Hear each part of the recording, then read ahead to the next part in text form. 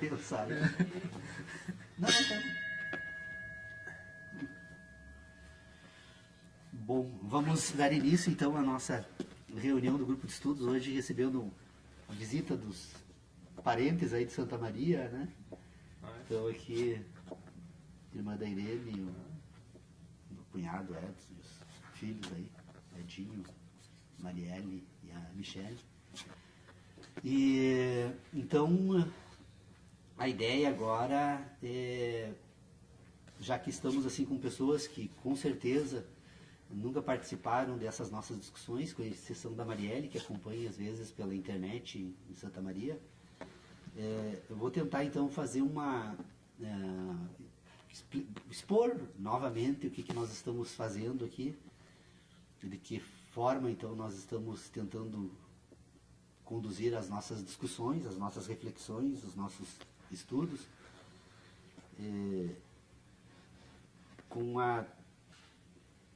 o propósito de ser o mais objetivo, mais claro possível, né? Porque, obviamente, em se tratando da primeira participação de algumas pessoas, não adiantaria nós retomarmos a pauta pelo ponto que nós encontramos hoje, que é o exame da ação humana, e que depois, no final, até posso retomar, porque essa semana divulguei um texto.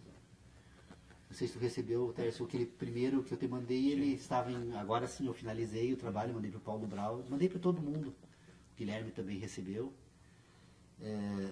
Então, o que nós estamos fazendo aqui? Bom, o grupo de estudos foi criado em dia 4 de abril de 2006 e, na época, nós resolvemos fazer um estudo para tentar entender a teoria do conhecimento, de que forma tem se examinado esta questão que diz respeito, então, aos estudos que foram feitos até hoje sobre a inteligência humana, sobre o conhecimento humano. Iniciamos, então, o grupo em 2006, o Dr. Pedro Osório, que é o nosso mais antigo participante do grupo, foi ele, inclusive, que fez então essa primeira palestra. Nós chegamos à conclusão que nós estávamos diante de um problema que completamente difícil de ser examinado, porque quando nós começamos a tentar compreender o problema da teoria do conhecimento, nós começamos a nos perguntar sobre o que é efetivamente conhecer. Até que ponto, então, é possível conhecer algo e como nós conhecemos algo, então. E aí nós nos demos por conta da seguinte, só dá um problema que acho que explica por todos a dificuldade que essa discussão envolve. Em primeiro lugar, todos nós aqui concordamos, é possível conhecer, nós conhecemos, nos conhecemos entre nós, conhecemos as coisas, conhecemos objetos, conhecemos o mundo todo. É óbvio que é possível conhecer. Então, a primeira questão que nós começamos a investigar era que se esse processo que nós chamamos então de conhecimento das coisas, da natureza e do mundo, ele se dá porque nós existimos enquanto seres humanos e estando presente então naquilo que nós chamamos de mundo, essa nossa presença no mundo permite então que estabeleçamos relações com os demais objetos presentes no mundo e, portanto, esses objetos, por estarem próximos de nós e produzirem sensações no corpo humano, essas sensações que são examinadas então por todos nós dizemos que com isso nós conhecemos as coisas. Bom, aí nós começamos a fazer algumas contas, né? Bom, tudo bem, efetivamente eu posso afirmar que existe um objeto aqui na minha frente, esse objeto é de madeira, tem uma forma de um animal que eu também já conheço e que, portanto, o fato desse animal estar aqui na minha frente permite que eu diga que conheço ele e posso falar sobre ele. Bom, mas como é que eu consigo, então, dizer que tem um animal, que tem uma madeira aqui na minha frente e que isso me permite falar e conhecer? Porque tem uma luz que é emitida por uma fonte luminosa, que é a lâmpada, que reflete nessa madeira e que agora incide sobre a minha retina, e quando incide sobre a minha retina, então eu digo que posso conhecer e falar, portanto, sobre esse objeto. Bom, realmente é assim que a coisa acontece. Eu consigo falar sobre um objeto porque a luz que incide emitida pela fonte luminosa, incide sobre ele, reflete sobre a minha visão e, portanto, me permite que possa tratar e examinar e falar sobre ele. Bom, só que entre eu e esse objeto aqui, seja bem-vindo, Fernando. Imagina.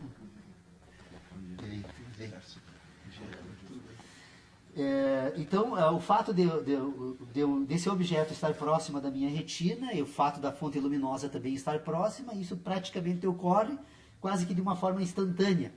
Mas aí nós nos demos por conta da seguinte situação. Bom, esse objeto é possível tratar dessa forma porque se encontra aqui, mas como fica quando eu falo, por exemplo, de uma estrela, né? Uma estrela que está no universo, ela é também uma fonte luminosa, mas pelos cálculos que os astrônomos fazem hoje, algumas estrelas se encontram numa distância tão longa que eu preciso levar em consideração esse fato da distância para dizer depois o que efetivamente eu estou tratando, do que eu estou falando. Pois bem, se nós pegarmos o caso da estrela polar, que ela está a 230 anos-luz da Terra, nós podemos dizer que quando eu olho para o céu e falo para o firmamento e falo da estrela polar, na verdade eu estou falando de uma emissão de uma fonte luminosa que há 230 anos atrás saiu de lá e só hoje está chegando aqui. Então, se eu for me perguntar agora, é possível falar que eu conheço a estrela polar? Eu vou ter que me colocar em dúvida. Olha, a estrela polar que eu falo hoje, na verdade é uma estrela que existiu há 1780 e não sei quantos anos atrás. Ora, então eu estou falando da estrela polar do ano de 1780. Para poder falar da estrela polar de hoje, eu precisaria viver mais 230 anos para esperar a luz que está saindo de lá, agora.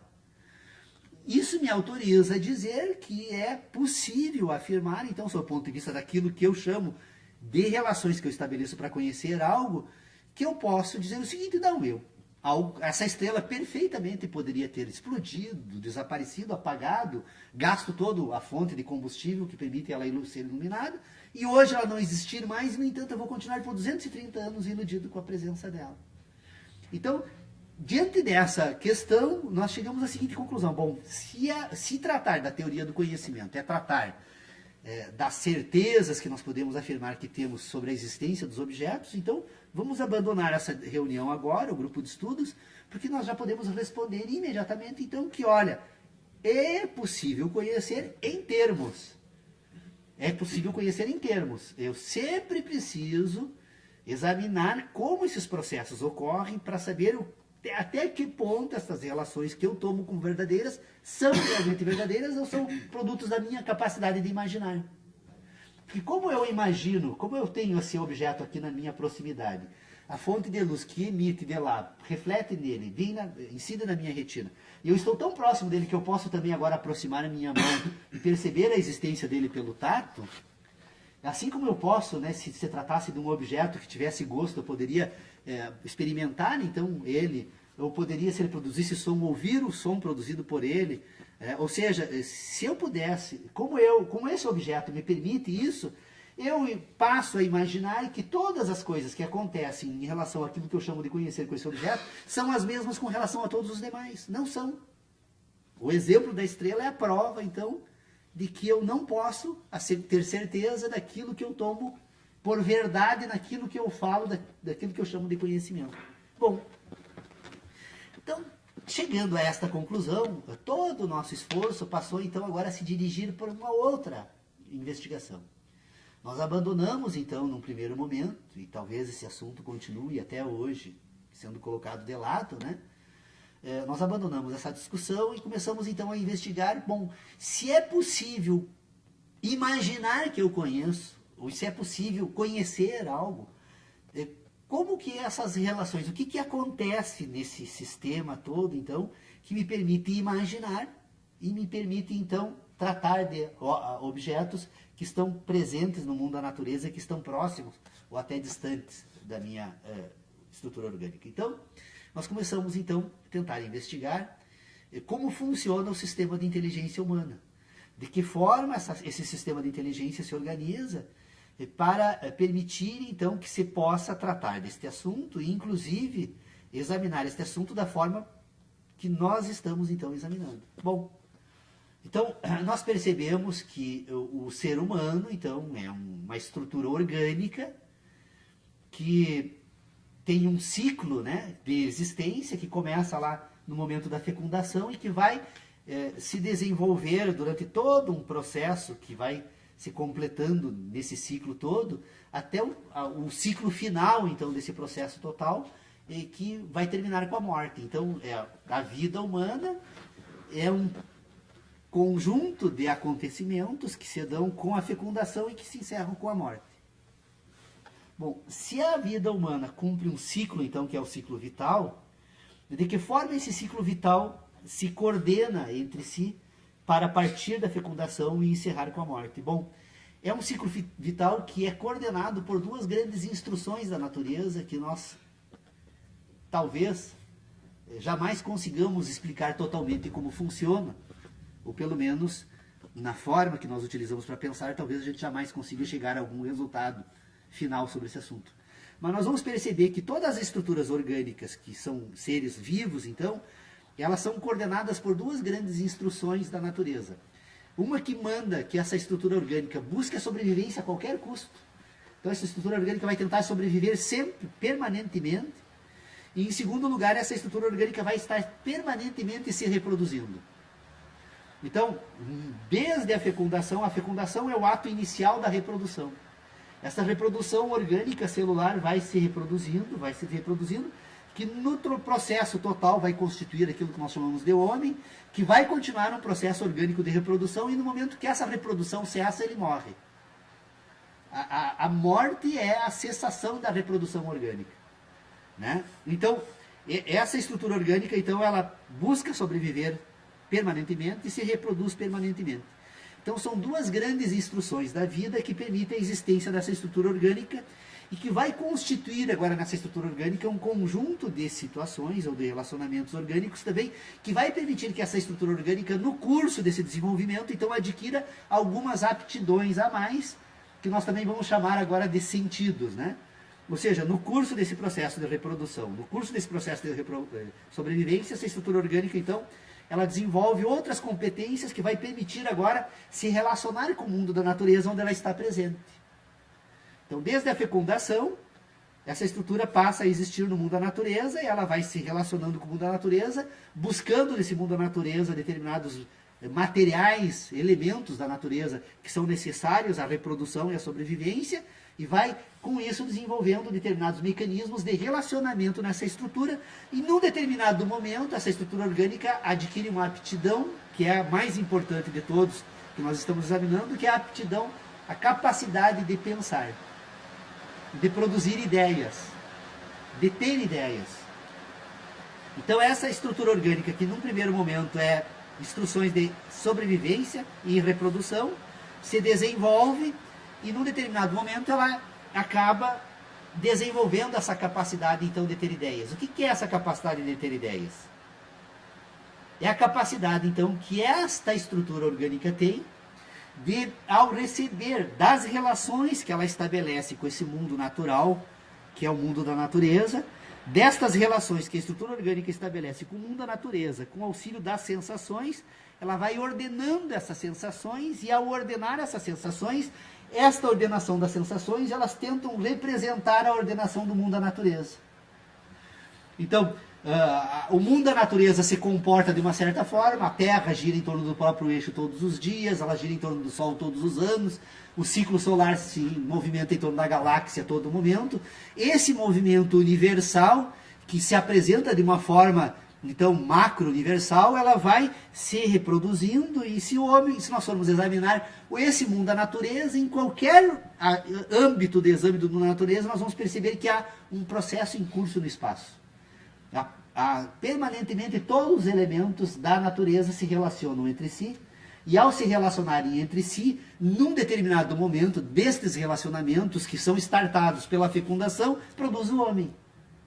Então nós temos uma estrutura orgânica que é o homem, e temos um mundo que continua em permanente movimento, em permanente transformação. É um processo que essa estrutura orgânica, num determinado momento, vai perceber que aquilo que ela vai denominar então agora de universo, que vai constituir essa capacidade de pensar, não é nada mais, nada menos do que um processo, um complexo processo que se desenvolve no espaço. O universo é um processo no espaço, o universo é movimento no espaço. Se nós formos observar desde as estrelas até a mais insignificante, se é possível dizer que seja insignificante partícula, nós vamos perceber que desde a mais insignificante partícula a todo aquilo que nós chamamos de universo, há movimento, é um processo que se move no espaço. Então, esta estrutura orgânica, num determinado momento, ela percebe esse movimento. Ela constitui um universo de participação onde ela se encontra presente. Esse universo, então, que se produz no espaço, e que essa estrutura orgânica se encontra presente em movimento no espaço, porque todas as estruturas orgânicas que compõem essa pessoa, esse sujeito, esse indivíduo, a palavra sujeito não cabe aqui, essa estrutura orgânica, ela também é movimento no espaço. Então, como o universo é um processo no espaço, como a estrutura orgânica, então, ela aprende agora a distinguir esse movimento no espaço, na medida em que ela percebe que esse movimento produz sensações, e que essas sensações podem ser ordenadas entre si, e que esse universo pode ser relacionado entre si, das relações estabelecidas do universo, da ordenação das sensações, essa estrutura orgânica vai agora constituir aquilo que nós chamamos então de inteligência humana, ou razão humana, ou capacidade humana de pensar sobre o universo e pensar sobre si e pensar sobre as coisas. Então vocês percebam que é um universo em curso no espaço e é uma estrutura orgânica que ordena as sensações e que relaciona esse universo em curso no espaço. Então, das relações estabelecidas entre as sensações e das relações entre o processo em curso no espaço, essa estrutura orgânica vai constituir aquilo que nós chamamos agora então de estrutura formal de inteligência, ou a capacidade que ela vai desenvolver, então agora a partir daí, de pensar sobre o mundo da natureza. É claro que esse tema é por demais complexo e eu apenas estou expondo dessa forma, para não deixar de lado toda essa consideração relevante, para poder falar sobre aquela questão, então, lá inicial que eu estava tratando aqui, que é a capacidade humana de pensar. Deixando isso, que poderia, então, eu poderia ir adiante, a Marielle já participou e até já me fez várias vezes questionamentos, inteligentes questionamentos, diga-se de passagem, sobre a questão do sistema heptanimal de inteligência. Esta relação entre a estrutura orgânica e esta relação com o universo, que essa estrutura orgânica aprende a relacionar, ela vai constituir agora um sistema de inteligência que vai permitir desenvolver, então, a inteligência humana, que, ao contrário do que nós pensamos, ela não é guiada por 5 sentidos, mas por 7 sentidos. Ou seja, as instruções de sobrevivência e de reprodução, que constituem, então, o primeiro sistema de sentidos humano, ela vai se apresentar para essa estrutura orgânica, então, como racionalmente, como as sensações de dor e de prazer. Então, essa estrutura orgânica que se reproduz e que sobrevive, ela tem como mecanismo interno, endógeno, dentro dessa estrutura, de orientação racional, as instruções que ela recebe pela dor e pelo prazer. Destas duas relações da dor e do prazer, e mais as 5 que são exógenas, ou seja, que se projetam para fora dessa estrutura orgânica, ela vai constituir agora um sistema de relacionamento que relaciona as 7 entre si e vai constituir então agora um sistema de inteligência que nós podemos chamar de um sistema heptanimal de inteligência, porque são 7 sentidos relacionados entre si que vão conduzir então a ação dessa estrutura orgânica no mundo da natureza na busca da sobrevivência e da reprodução. Agora a reprodução também se projeta para fora dela.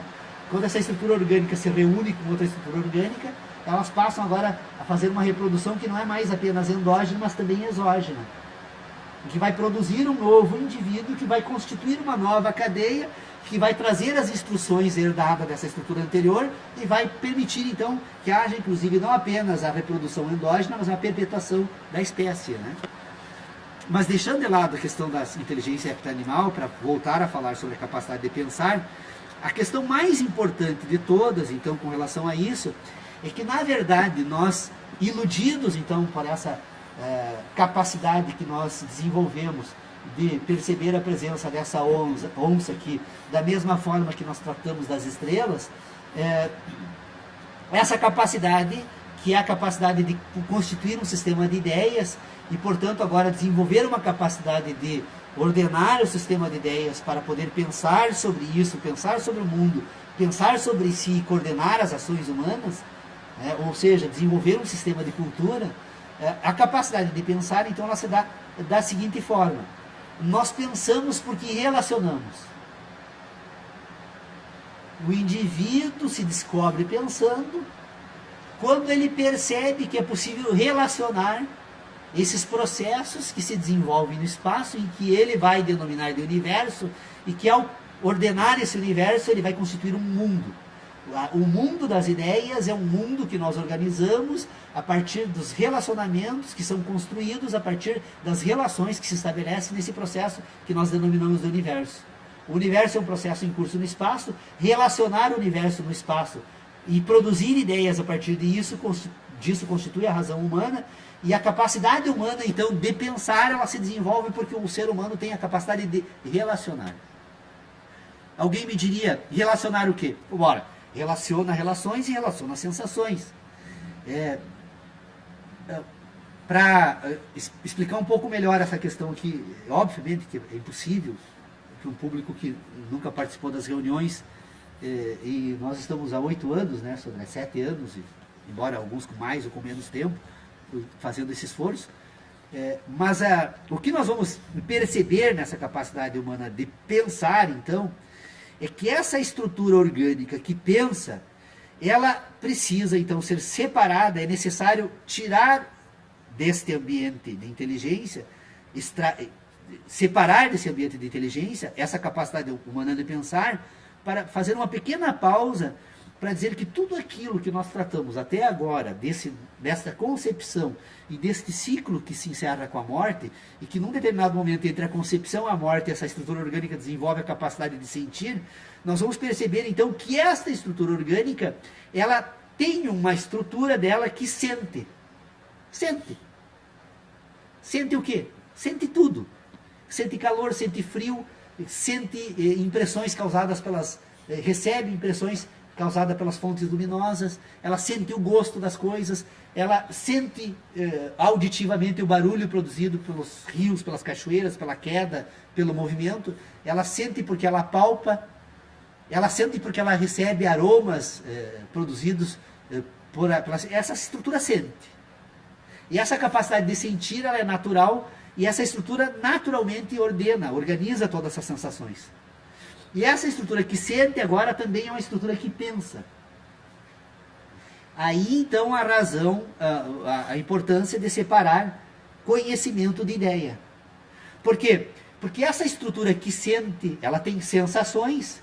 Estas sensações, elas então vão compor aquilo que essa estrutura vai chamar de verdades. Todos nós temos as nossas verdades, porque sentimos. E todas as nossas verdades e as nossas sensações vão produzir algo que nós vamos chamar de conhecimento. O conhecimento, então, é a ordenação das sensações. Na medida em que o indivíduo ordena as sensações, ele conhece algo. A ordenação das sensações, que são produzidas por essa própria estrutura orgânica endogenamente, e das relações dessa estrutura orgânica com o mundo da natureza, estas sensações causadas por essas relações, então constituem um sistema de inteligência que nós chamamos de inteligência das sensações.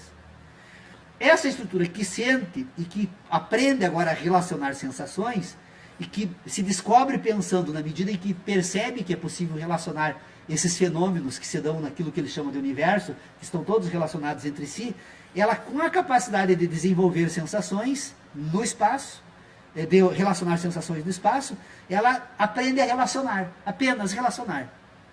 A capacidade de relacionar, então, é a capacidade de pensar. Então, sempre que nós pensamos sobre algo, na verdade, nós estamos relacionando algo. Alguém me diria, mas relacionando o quê? Algo que antecede e algo que sucede. O que antecede e sucede? Agora é a matéria das sensações. Todo o processo em curso no espaço, ele compõe um ciclo. O que é o ciclo? Como a vida humana. O ciclo da vida humana inicia com a concepção e encerra com a morte. O ciclo do dia inicia com um determinado ponto, que eu uso como referência no giro da Terra, e encerra quando completa esse ponto. O ciclo do ano se completa quando eu estabeleço um ponto de movimento do Sol no espaço, e se encerra quando ele completa esse ponto. Então, todos os ciclos que se dão na natureza, eles compõem um sistema de inteligência que o ser humano trata da seguinte forma: algo antecede, algo sucede. Algo que? A sensação. Então, quando nós estamos tratando de qualquer objeto, nós não estamos tratando do objeto em si. Nós estamos tratando das nossas sensações, porque o objeto produz sensações, e esse objeto que produz sensações, então ele é relacionado no espaço como antecedente e consequente de algo. Então, a capacidade de pensar relaciona antecedente e consequente, e a capacidade de sentir sente apenas. Então, toda a estrutura orgânica sente, e ao sentir, relaciona antecedente e consequente. As relações de antecedente e consequente, agora que são ciclos no espaço, vão compor, então, a forma da inteligência, que é tudo aquilo que essa estrutura de inteligência relaciona na natureza para pensar sobre o seu universo. Então, toda a estrutura de inteligência tem um componente que nós podemos denominar de uma estrutura formal de inteligência, que são os ciclos de antecedente e consequente que essa inteligência usa para se guiar nesse processo agora universal. E de toda essa estrutura de inteligência que tem antecedente e consequente que ela relaciona no espaço, ela também sente. Bom, voltamos novamente então para examinar a capacidade de pensar, porque ela é quase que inseparável desses dois exames, eles precisam ser simultâneos. Então, o conhecimento é uma coisa, a ideia é outra coisa. Outra coisa também não, né? Não cabe para mim. Então, o conhecimento é algo, a ideia é algo. São processos diferentes, completamente diferentes. Uma coisa é, um fato é relacionar algo, outro fato é sentir algo. A sensação e a relação são produzidas em ambientes diferentes. Eu tenho um ambiente, então, das impressões, que é o ambiente que o indivíduo, que a estrutura orgânica sente, e eu tenho o ambiente das sínteses, que é o ambiente que essa estrutura relaciona. Então eu tenho um sistema de impressões e sínteses. Eu tenho um sistema de conhecimentos e ideias. Eu tenho um sistema de conhecimento, sensações e verdades. Eu tenho um sistema de ideias, certezas e crenças. Eu tenho um ambiente que produz impressões, eu tenho um ambiente que produz sínteses. As sínteses são representações das impressões. Elas são representações por quê? Porque enquanto que no mundo das sensações, enquanto que o conhecimento humano é produzido pelas verdades e pelas sensações, as ideias humanas são produzidas pelas suas certezas e suas crenças. Enquanto que as ideias, então, enquanto que o conhecimento, então, é um resultado de sensação e verdade, as ideias são resultados de si mesmas. As ideias, elas produzem a si mesmas, porque são sínteses, e elas podem agora buscar no mundo das sensações, no ambiente das sensações, a sensação para utilizar como modelo para produzir a ideia. Mas a ideia é uma representação da sensação. Ela jamais é possível, então, a partir do mundo das ideias, trazer a sensação para o mundo das ideias. Nós não conseguimos pensar o gosto de uma laranja. Nós não conseguimos pensar o gosto de qualquer... Nós não conseguimos pensar o cheiro de algo. Nós só conseguimos relacionar as fontes que produzem o gosto, as fontes que produzem o cheiro. Então, nós temos uma capacidade... E quando eu penso sobre a laranja, eu relaciono apenas. Quando eu como a laranja, eu sinto o gosto da laranja. A laranja, quando eu como a laranja, ela me imprime nessa estrutura orgânica uma sensação. Quando eu penso, eu apenas relaciono as fontes que produziram aquele gosto e aquela relação. Então vocês percebam a necessidade de separar as ideias das sensações. A importância de separar verdade, conhecimento e sensação de certezas, ideias e crenças. Nós estamos tratando de âmbitos completamente distintos. Então, quando nós pensamos... Nós estamos trabalhando, estamos examinando um âmbito de inteligência em que esse sistema de inteligência apenas produz representações do mundo da natureza em que ele sente sensações. Então nós temos um mundo das sensações e um mundo das representações. A questão toda é que esse indivíduo vai desenvolver esse sistema de inteligência e vai levar esse sistema de inteligência como um guia das suas ações no mundo da natureza de tal forma que num determinado momento, esta estrutura orgânica agora, ela se torna sujeito. Sujeito ao quê? A um sistema de ideias. Esse indivíduo, então, que era um indivíduo que iniciou a desenvolver todo o sistema de inteligência a partir das sensações que ele ordenou do mundo da natureza, num determinado momento ele abandona o mundo da natureza e se introduz agora num ambiente sobrenatural. Sobrenatural por estar acima da natureza. Que é um ambiente produzido pela cultura, que é um ambiente produzido pela educação, que é um ambiente produzido pelas ideias, que vai servir agora, então, de guia para as ações desse indivíduo no mundo da natureza. Então, esse indivíduo da natureza recebe toda essa bagagem junto com a ancestralidade, porque o convívio social, familiar, vai fazer com que a sua família, de forma imperceptível, porque nem ela percebeu que foi sujeita a isso, vai sujeitar esse indivíduo agora a um sistema de ideias. Abandono do mundo da natureza para viver no mundo de ideias, que é o que nós vivemos hoje.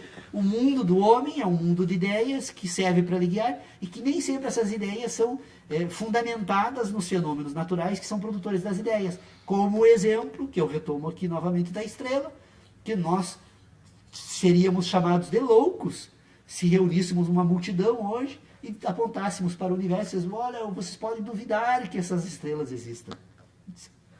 Como ninguém nunca se perguntou sobre como funciona a sua capacidade de organizar um sistema de inteligência pelas estruturas visuais, porque a visão, é bom que se diga isso, a visão humana, ela não tem uma origem orgânica, ela tem uma origem puramente lógica. As sensações que nós ordenamos através da visão, por meio da visão, são ondas, diferentes comprimentos de ondas de luz, que por uma capacidade orgânica do nosso cérebro, diferenciando esses diferentes comprimentos de ondas de luz, nós conseguimos construir um sistema de inteligência que ordena forma e espaço. Tudo aquilo que nós chamamos então de impressão visual não são nada mais, nada menos que ordenações de forma e espaço. A prova disso é que, se fosse possível nós deixarmos completamente escuro esse ambiente, para a nossa inteligência, essa onça, que embora estando aqui de madeira, estando aqui ao meu lado, ela desapareceria. Ela não existiria mais para o meu sistema de inteligência, porque a fonte luminosa que me passa informação sobre a presença dela desapareceria. E, no entanto, a onça continuaria aqui. No entanto, se fosse uma onça que estivesse emitindo cheiro ou barulhos, mesmo desaparecendo a fonte de luz, a estrutura orgânica do meu corpo continuaria recebendo informações sobre a presença dela. Então, pensar é relacionar. Relacionar o quê? Sensações. Quando nós pensamos, ou quando nós relacionamos, ou quando nós falamos, quando eu falo dessa onça, eu não falo dessa onça. Eu falo das minhas sensações, das sensações que esse objeto causa na minha estrutura orgânica, que me permite ter sensações do objeto. Então, quando nós falamos do mundo da natureza, não estamos falando do mundo da natureza, estamos falando das nossas sensações. E aquilo que nós tratamos por verdades, e aquilo que nós tratamos, então, no mundo das ideias, não passam de crenças. Nós nos guiamos por crenças. A ciência é uma crença. Nós cremos que o mundo da natureza deva se comportar assim como se comporta até hoje, porque os fenômenos que interferem nos fenômenos que nós organizamos sob o signo da ciência são fenômenos que até agora se mantêm de uma determinada forma estáveis. Mas nada impede que no universo um processo fenomênico completamente novo e que inicia o ciclo no momento que nós estamos vivendo, altere completamente essas relações ao ponto de termos que imediatamente termos que refazer toda a nossa ciência porque havia algo que não era considerado e que precisa a partir de agora também ser levado em consideração. Então aquilo que nós acreditamos e que chamamos de ciência, na verdade não passa de crença. Desculpe, eu falo demais, mas esse assunto me permitiria, eu garanto a vocês todos que eu ficaria o mês todo e ainda poderia fazer abordagens diferentes sobre esse mesmo assunto, porque eu tenho examinado desde 4 de abril de 2006, eu asseguro a vocês que se o dia tem 12 horas, então que eu me mantenho em vigília, né, acordado, dessas 12 horas, umas 8 eu penso sobre esse assunto. Então ele realmente é complexo, é apaixonante, infelizmente não se percebe no mundo da academia e mundo aí de fora, que teria obrigação de estar trabalhando com esses temas, porque afinal de contas eles isolaram essa área do conhecimento e cercaram, essa é minha, é a filosofia, né? A filosofia, aliás, por ter cercado a filosofia, né? E tentado reduzir a filosofia a um conjunto de postulados extraídos de livros, né? Infelizmente, os estudantes, e por isso que eu acho importante a presença da Marielle, do Gui aqui, da Michele, né, dos jovens, com toda certeza, o Edinho, não sei exatamente de que forma ele está conseguindo entender, depois nós vamos conversar sobre esse assunto, quero ver se ele realmente conseguiu interagir conosco, né? Mas é um mundo extraordinário que está aí para ser descoberto e que, infelizmente, a educação que nós recebemos começa lá na família, se consolida na escola, né? Se torna quase que indestrutível depois no ensino, que nós chamamos aí de doutorados e pós-graduação. Na verdade, toda a tarefa da educação tem sido destruir a capacidade humana de pensar e de se conduzir por conta própria nesse mundo extraordinário que é o mundo da inteligência, e que cada um de nós tem a mesma capacidade. Eu sempre digo, e eu não tenho dúvida, que qualquer um de nós teria condições de fazer o mesmo trabalho que fez Einstein, que fez Newton, que fez Descartes, que fez Kant, desde que nos dedicássemos como eles se dedicaram a esses trabalhos. A diferença entre um resultado e outro, então, está no esforço individual. E esse é um esforço que causa prazer, porque pensar, não existe nada mais prazeroso no mundo do que pensar, né? Desde que nos conduzamos desde o início de forma certa, porque quando começamos a seguir crenças, aí o nosso caminho é a perdição mesmo. Eu queria introduzir um negócio aí que eu estava pensando aqui, já tinha pensado nisso quando tu falaste aí e veio com mais clareza para mim. Pensar é relacionar. E eu queria, não que eu quero mudar isso, mas eu quero introduzir um ponto para discutir ou até para refletir dentro. Me parece que pensar é relacionar e extinguir. Extinguir. Distinguir. Distinguir. Sim. Fazer distinções. Sim. Né? Estabelecer relacionamentos e distinções sobre as coisas, sobre as sensações, sobre as impressões ou sensações, percepções que a gente faz. E essa capacidade de distinção, ela se encontra tanto em relação às sensações como em relação às próprias ideias depois. Não. Sensação é sensação, ideia é relação. Não, a distinção se dá entre ciclo de antecedente e consequente. Sempre que eu penso sobre algo, eu estou relacionando um antecedente e um consequente. Todos os pensamentos são relações de antecedente e consequente. Com exceção das relações puras, que são as relações das certezas, que aí a matemática nos fornece essa demonstração da existência, e que daí as relações são relações entre relações. A capacidade, porque na verdade as duas grandes ferramentas, palavra também que não serve para... Os dois grandes instrumentos da inteligência humana são as ideias de sucessão e de repetição. Porque a repetição é infinita. A repetição, na medida em que que é possível repetir infinitamente... Não existe elemento de distinção dentro disso aí? Não, repetição é repetição. Mas não distingue para repetir? Não distingue. A repetição não distingue. Porque a repetição é uma repetição, 2 repetições, 3 repetições, são repetições, elas apenas se distinguem pela quantidade de repetição, que nós podemos... A ideia de quantidade... se distingue para poder identificar. Não, a distinção se dá na sucessão, antecedente e consequente. Sim, mas assim, ó... Na matemática não tem antecedente e consequente. É isso que eu queria discutir, assim, a partir do momento que você repete uma coisa, que você percebe a repetição, deixa eu colocar a ideia. Se a partir do momento que tu percebe a repetição, você, a contrário do senso, está percebendo a desidentidade de qualquer outra coisa. Pois é, mas é que, na verdade, eu não admito repetição no mundo da natureza. Eu parto do seguinte pressuposto: no mundo da natureza não há repetição. Mas há distinção. Não, há sucessão. No mundo fenomênico do universo, que é um processo em curso no espaço, é um processo sucessivo. Então nada se repete, tudo se sucede. Então, se o universo é um processo que nada se repete, tudo se sucede, a distinção é dar entre antecedente e consequente na sucessão. A ideia de repetição, quando esses antecedentes e consequentes aparentemente se repetem, é que permite distinguir, então, agora, mas é sempre um antecedente e consequente, porque o processo do espaço é uma... No mundo da natureza, tudo é algo. Algo é. Na natureza, algo, e no mundo das ideias, não algo. Quando algo aí sucede, não algo repete. O operador lógico não algo repete sempre, não algo, algo. Porque há um sistema heptanimal que está, o operador lógico estaria aberto para receber sensações. quando qualquer uma destas 7 fontes apresenta uma sensação, elas normalmente não se apresentam de forma isoladas. Elas relacionam uma e outra. As relações entre as duas, do não algo e algo, e o consequente desse não algo algo, que vai ser uma nova sensação, é relacionado agora como antecedente e consequente no sistema de relacionamento que são as ideias.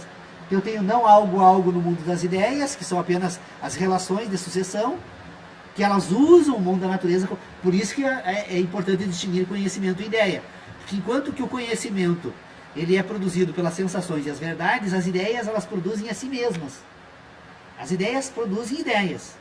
Elas vão fazer uso depois dos modelos buscados no mundo da natureza para buscar representar no mundo das ideias um modelo do mundo da natureza.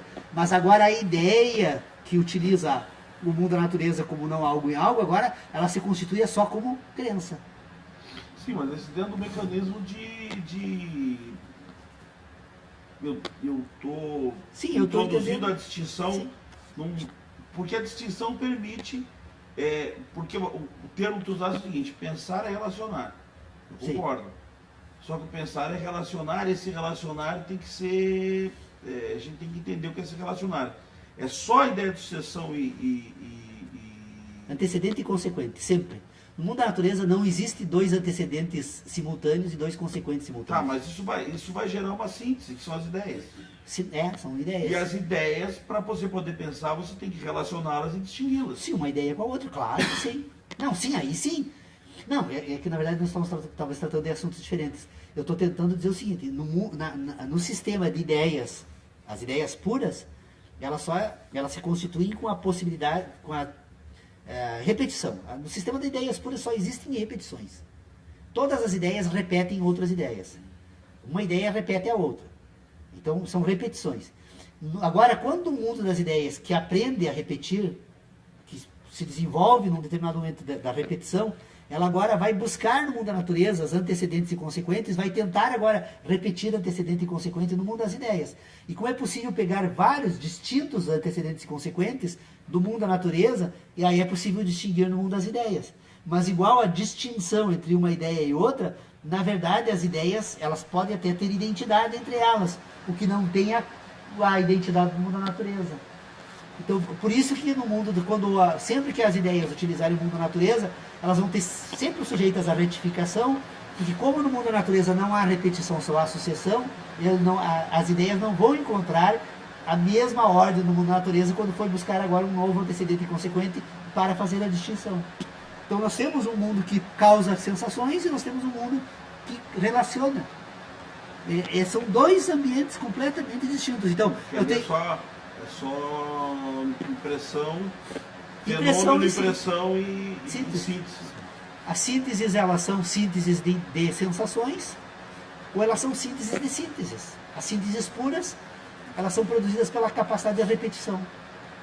A capacidade de repetição e a capacidade de sucessão, coordenadas e sucessivas no âmbito das ideias, elas vão desenvolver agora um sistema de ideias, que é um sistema de relacionamento.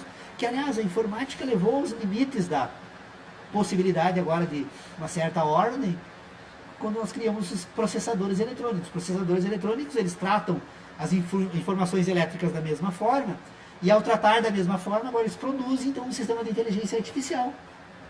Só que é uma fonte contínua que produz impulsos elétricos que se mantêm de forma contínua. O dia que se alterar qualquer elemento lógico na estrutura elétrica do universo, os computadores param de funcionar imediatamente. Por que eles param de funcionar imediatamente? Porque a escala de relacionamentos utilizadas passou a ser outra. Se o mundo da natureza passasse a se descoordenar e o movimento da Terra deixasse ser diferente do que sempre foi em relação ao Sol, em relação ao universo, imediatamente nós precisaríamos refazer todo o sistema de relacionamentos que utilizam a ideia de tempo para poder coordenar as nossas ideias sobre o mundo da natureza. Então, nós estamos sempre contingencialmente subordinados a uma lógica da natureza que nos impôs uma certa lógica de ideias. E que estamos, assim como o computador, utiliza uma lógica de ciclos elétricos. Na verdade, o ciclo elétrico, né, do elétron utilizado pelo processador é o que vai dar a ordem ao computador. o ciclo dos fenômenos do mundo da natureza, nas nossas sensações, é o que vai dar ordem ao mundo das ideias. O que é a esquizofrenia, por exemplo, que atinge determinadas estruturas orgânicas, que é quando a pessoa passa a confundir as relações, ela passa a trabalhar com certas ideias que não existem mais, que estão desconectadas do mundo real da natureza. A estrutura orgânica que pensa, então, passa a tratar de forma diferenciada. Mas todos eles obedecem uma certa ordem. Há uma certa ordem no caos, em todo o sistema. Então, nós precisamos a primeira grande tarefa da filosofia é romper com a educação tradicional. No sentido, assim, de assumir o domínio tradicional, no sentido, eu preciso assumir o domínio da minha inteligência. Eu preciso tratar agora da minha inteligência, não posso mais imaginar aquilo que eu sempre imaginei, que me guiou porque o mundo é diferente. O que nós fazemos, a nossa inteligência, na verdade, nos conduz a pensar, usando uma figura, obviamente, apenas para... como se eu estivesse na frente de um espelho e acreditando que o mundo real é aquele que está dentro do espelho, não o que está do lado de fora. A nossa inteligência faz conosco a mesma coisa. Nós nos conduzimos imaginando que nós estamos tratando de objetos da natureza. Não, nós estamos tratando das nossas sensações. O mundo da natureza, para as nossas sensações, na verdade, quando nós nos relacionamos com as nossas ideias, nós nos relacionamos com a imagem que está dentro do espelho. É uma outra coisa. A imagem que está fora do espelho é a que produz sensação. E aquela, então, ela não é... a imagem de dentro do espelho serve apenas para fazer relacionamentos, para pôr em ordem esse sistema. É de fundamental importância compreender aquelas 3 ideias que são os pontos de partida desse meu sistema, pelo menos, que eu tento há bastante tempo, e eu te digo, Sodré, não imagina a importância dessas objeções que você faz ao me obrigar, porque cada vez eu me convenço mais que estou certo, né? Porque eu não encontro... Não, é a forma de consolidar, porque cada vez que eu percebo, eu volto, então, este exame, cada vez ele ganha mais ordem, ele vai se ampliando. Por exemplo, essa reflexão de que o conhecimento ele se produz a partir de sensações e verdades, e que as ideias produzem-se a partir de si mesmas, era algo que eu já tinha como pressuposto, mas a forma de ordenar esse conhecimento foi pensando. Ontem, até eu estava retomando esse assunto das objeções que você faz. E elas acabam ajudando nesse sentido. Então, só que nós precisamos, todos nós aqui, precisamos desenvolver essa habilidade de separar sensação e ideia.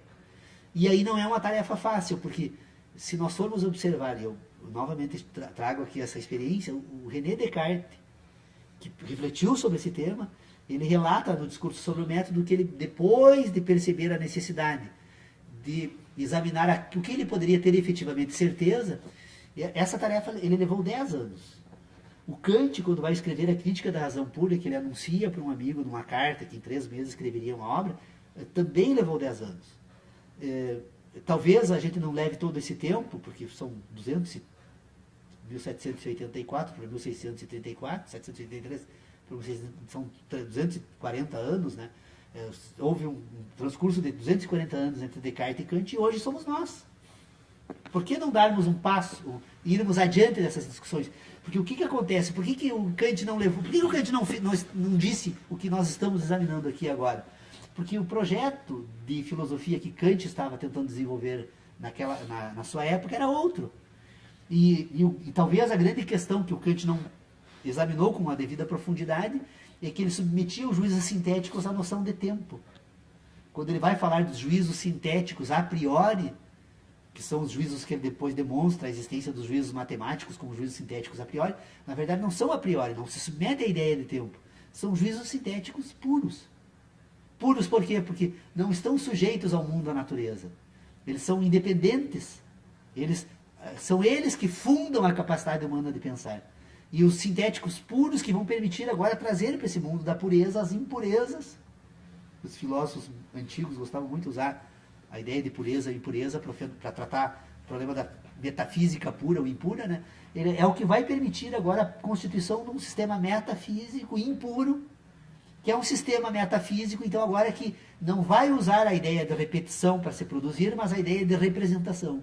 E quando ele representa, ele se torna impuro e, portanto, essa impureza é que vai retirar, então, esse sistema de juízos agora dessa categoria das certezas humanas. Nós temos certezas, é possível ter certezas.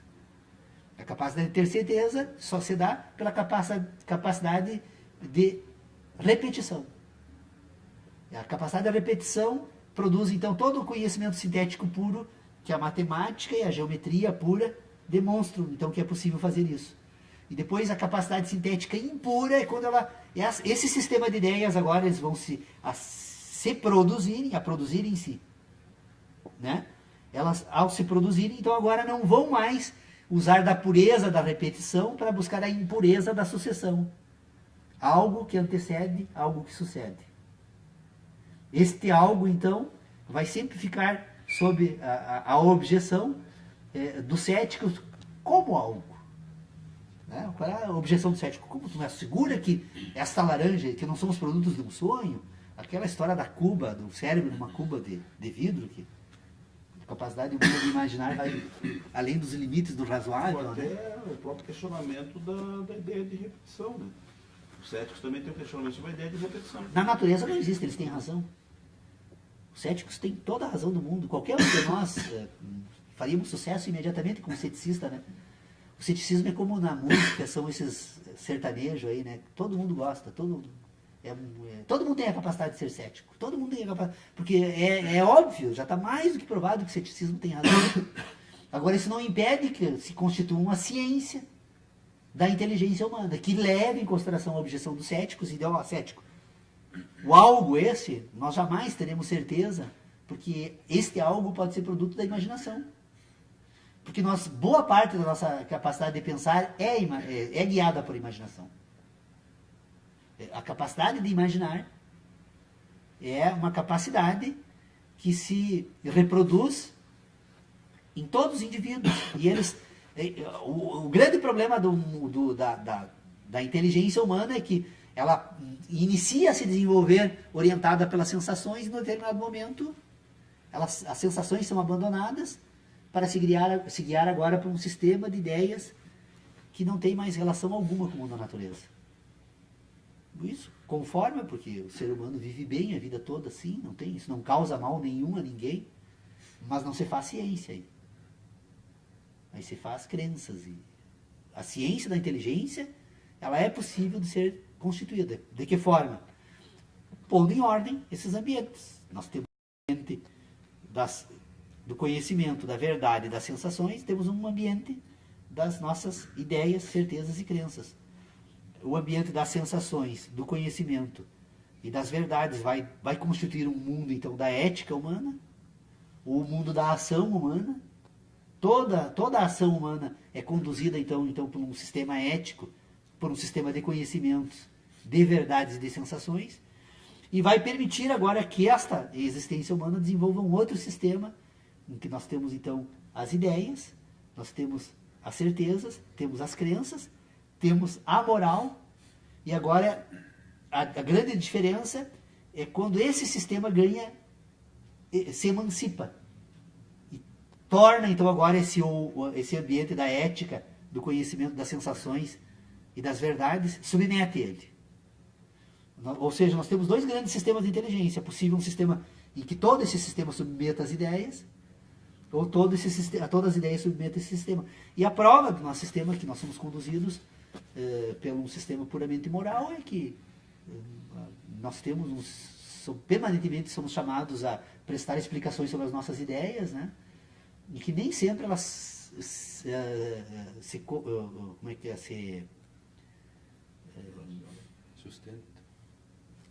não se coordenam com as sensações. São coerentes, as nossas ideias nem sempre são coerentes com as nossas sensações. Nós muitas vezes sentimos algo e tratamos no mundo das ideias de uma outra forma. Então, quando negamos o mundo da natureza, nós estamos agora sujeitos. Por isso que a filosofia gosta muito da ideia de sujeito. Porque como sujeito, então eu vou submeter aos sistemas de ideias. É tentar submeter, nós somos submetidos a um sistema de ideias. A prova é que somos submetidos a um sistema de ideias que vivemos de uma forma completamente diferente dos hindus, dos Guarani, dos russos, dos árabes, porque em todas essas diferentes experiências humanas que produzem culturas, nós temos diferentes sistemas de ideias submetendo todos esses seres. Se reuníssemos todo o universo humano num único ambiente, todo esse universo, o mundo das sensações seria o mesmo. As relações produzidas no mundo da natureza, todos sentiriam frio, fome, dor, prazer, desejos. Todos estariam sujeitos a um sistema de inteligência que permanentemente estaria cobrando essas... desenvolveriam hábitos alimentares, etc. e tal. No mundo da natureza, todos eles são iguais. O que muda são as relações produzidas pela cultura para transformar, então, em sujeitos. Então, nós podemos falar de um sujeito árabe, um sujeito guarani, um sujeito de origem europeu, americano, ocidental, um sujeito, né, sei lá, de quantas culturas diferentes nós temos no mundo. Então, nós temos um mundo de ideias e temos um mundo de... No mundo das ideias, tudo é possível. As ideias humanas admitem tudo. Né? No mundo das sensações, quanto mais a inteligência é desenvolvida a partir das sensações, mais humano é o indivíduo. O que nós temos hoje no mundo civilizado é isso. Nós estamos produzindo um ser humano que está permanentemente abandonando o mundo das sensações. Ou permanentemente abandonando a sua condição humana. E cada vez mais se tornando sujeito a um sistema de ideias. Em que esse indivíduo passa a se guiar agora não mais pelas sensações, mas pelos desejos das sensações. Por que nós vivemos numa sociedade em que enfrentamos problemas, permanentemente problemas emocionais? Porque nós substituímos... desejos criados. Né? Sim, porque nós substituímos as nossas necessidades pelos nossos desejos. Os nossos desejos são maiores que as nossas necessidades. O ser humano tem necessidades absolutamente simples, mas às vezes deseja muito mais. E a falta de coordenação entre as necessidades e os desejos é que vão produzir, então, o quê? Os distúrbios. As pessoas vão se sentir deprimidas, tristes, por buscar coisas que só existem na sua cabeça. Por abandonar o mundo das sensações, por abandonar o mundo daquilo que realmente é o que nos permite ser felizes ou tristes, ou a escolha de cada um de nós. Eu espero que, não sei se consegui, tentei hoje, Sodré, eu estou com os parentes aqui também, além, nós visitando aí, e eu disse, vamos tentar então fazer uma introdução bem, obviamente que nós já estamos discutindo outros temas aqui, né? E... Não, mas eu percebo o seguinte, essa discussão nossa realmente que já tem um tempo, eu percebo isso que tu falaste aí, que cada vez mais está em mais ordem, eu também identifico isso, eu também tenho essa sensação, quando eu ouço a sua exposição, eu também acho que cada vez ela está mais ordenada, assim, as coisas que eu ouvia, tem algumas coisas ainda que eu ouço que eu tenho que uma hora com calma discutir contigo, mas como é que tem sido a minha contribuição, assim, eu fico ouvindo e refletindo sobre aquilo que eu estou ouvindo. Então, enquanto eu estou, aquela coisa está vindo, chega uma hora, toca alguma coisa e fala assim, mas aí tem uma coisa que, aí eu procuro trazer a ideia. Mas não que tenha, assim, uma relevância efetiva, mas a verdade é que aquilo me surge e esse debate me parece interessante. Aí a gente expõe. Mas acho que realmente a ordenação as referências das ideias colocadas desde de todo o debate de quando eu comecei a participar e para agora, eu acho que realmente está cada vez mais ordenado, cada vez mais claro, cada vez mais sustentável a sequência, o raciocínio e acho que nós estamos evoluindo, a sensação que eu tenho é essa. Com certeza são novas ideias. Pode que a gente não resolva todos os problemas da filosofia, mas pelo menos eu acredito que é possível examinar de uma forma diferente, porque a forma tradicional que utilizamos até hoje, ela está nos levando para um ambiente caótico, né? A filosofia tem involuído, né? Cada vez, porque... A filosofia reconhece isso, né? Que está em crise faz 200 anos e está com dificuldade de superar a crise instituída e que leva à crise das outras ciências também, humanas principalmente, né? E algumas sociais aplicadas como direito e outras que precisam ter essa ordenação clara dos marcos teóricos, marcos referenciais para poder pensar, né? Os conteúdos.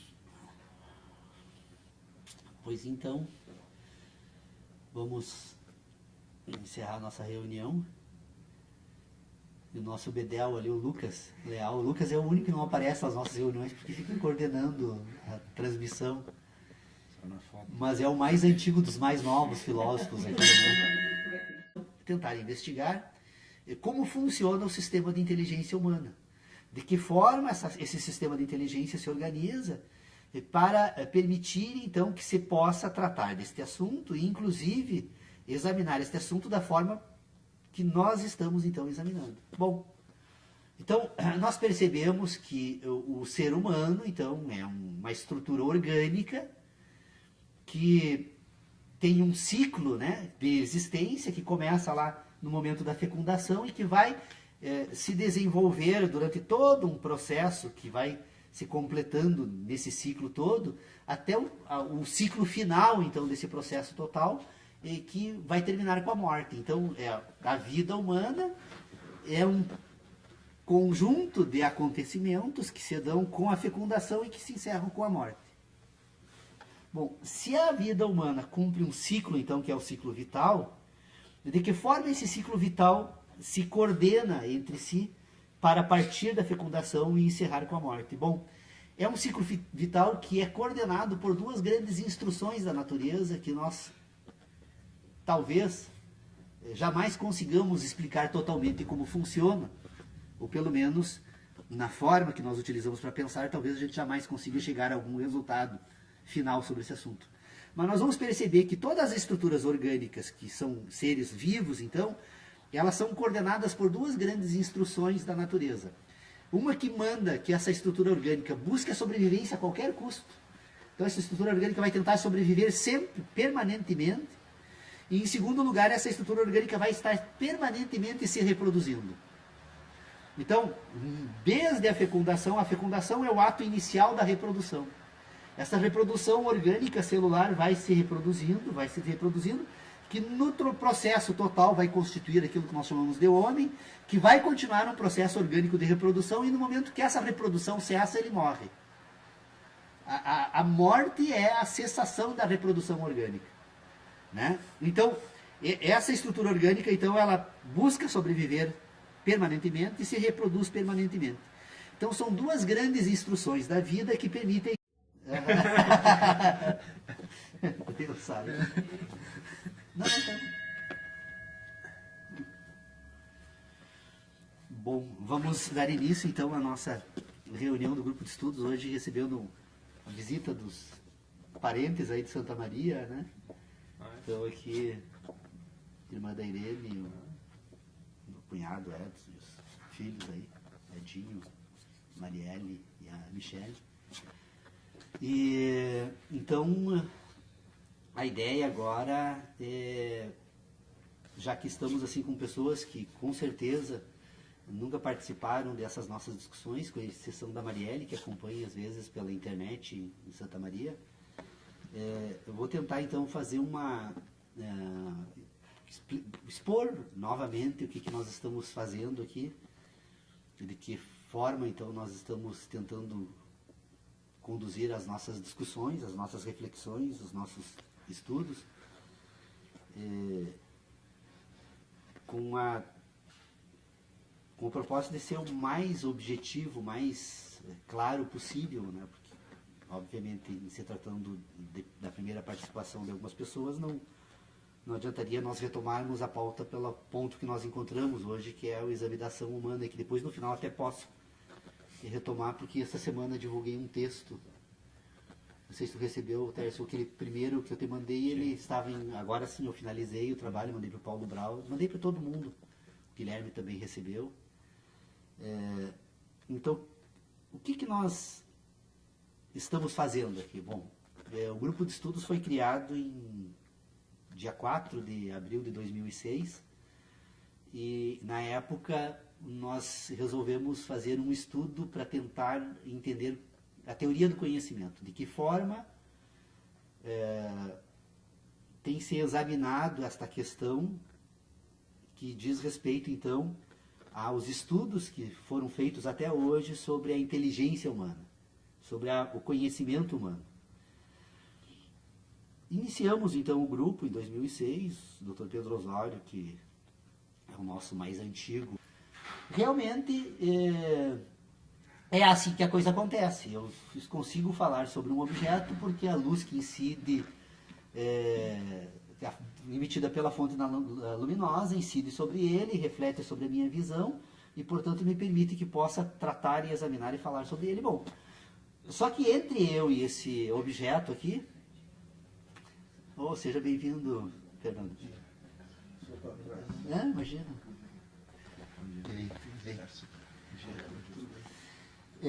Então, o fato desse objeto estar próximo da minha retina e o fato da fonte luminosa também estar próxima, isso praticamente ocorre quase que de uma forma instantânea. Mas aí nós nos demos por conta da seguinte situação. Bom, esse objeto é possível tratar dessa forma porque se encontra aqui, mas como fica quando eu falo, por exemplo, de uma estrela, né? Uma estrela que está no universo, ela é também uma fonte luminosa, mas pelos cálculos que os astrônomos fazem hoje, algumas estrelas se encontram numa distância tão longa que eu preciso levar em consideração esse fato da distância para dizer depois o que efetivamente eu estou tratando, do que eu estou falando. Pois bem, se nós pegarmos o caso da estrela polar, que ela está a 230 anos-luz da Terra, nós podemos dizer que quando eu olho para o céu e falo para o firmamento e falo da estrela polar, na verdade eu estou falando de uma emissão de uma fonte luminosa que há 230 anos atrás saiu de lá e só hoje está chegando aqui. Então, se eu for me perguntar agora, é possível falar que eu conheço a estrela polar? Eu vou ter que me colocar em dúvida. Olha, a estrela polar que eu falo hoje, na verdade é uma estrela que existiu há 1780 e não sei quantos anos atrás. Ora, então eu estou falando da estrela polar do ano de 1780. Para poder falar da estrela polar de hoje, eu precisaria viver mais 230 anos para esperar a luz que está saindo de lá, agora. Isso me autoriza a dizer que é possível afirmar, então, sob o ponto de vista daquilo que eu chamo de relações que eu estabeleço para conhecer algo, que eu posso dizer o seguinte: não, essa estrela perfeitamente poderia ter explodido, desaparecido, apagado, gasto toda a fonte de combustível que permite ela ser iluminada, e hoje ela não existir mais, e, no entanto, eu vou continuar por 230 anos iludido com a presença dela. Então, diante dessa questão, nós chegamos à seguinte conclusão. Bom, se tratar da teoria do conhecimento é tratar das certezas que nós podemos afirmar que temos sobre a existência dos objetos, então vamos abandonar essa reunião agora, o grupo de estudos, porque nós já podemos responder imediatamente, então, que, olha, é possível conhecer em termos. É possível conhecer em termos. Eu sempre preciso examinar como esses processos ocorrem para saber até que ponto essas relações que eu tomo como verdadeiras são realmente verdadeiras ou são produtos da minha capacidade de imaginar.